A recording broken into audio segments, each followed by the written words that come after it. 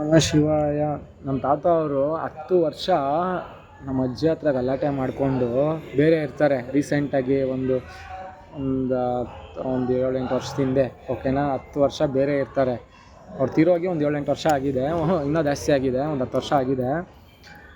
ಅಂದರೆ ಅವರು ಮಾತಾಡಿರೋ ನಮ್ಮ ಅಜ್ಜಿ ಹತ್ರ 10 ವರ್ಷ ಇರ್ತಾರೆ ಅಂದರೆ, ಒಂದು ಸುತ್ತಮುತ್ತ ಹಳ್ಳಿನ 10 ವರ್ಷ ನೋಡ್ಕೊಂಡಿದೆ ನಮ್ಮ ತಾತನ. ₹1 ಸಂಪಾದನೆ ಎಲ್ಲ ಏನಿಲ್ಲ.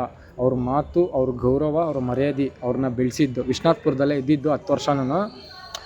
ಇವತ್ತು ಅವ್ರನ್ನ ₹1 ಕೊಡ್ದಿರ ನೋಡಿಕೊಂಡ್ರು. 10 ವರ್ಷ ಆಗಿದೆ ಅವ್ರು ತೀರೋಗಿ. ಇರಲಿ, ಪರವಾಗಿಲ್ಲ. ಇವಾಗ ನಮ್ಮ ಅಜ್ಜಿ ಇದ್ದಾರೆ ದೇನಹಳ್ಳಿನಲ್ಲಿ, ನಮ್ಮ ಮಾವ ನಮ್ಮ ಅಜ್ಜಿ ಇದ್ದಾರೆ ದೇನಹಳ್ಳಿನಲ್ಲಿ, ಆಯಿತಾ. ಗೌರ್ಮೆಂಟ್ ಕಾಲೇಜು ಬ್ಯಾಕ್ ಸೈಡು ಇದ್ದಾರೆ.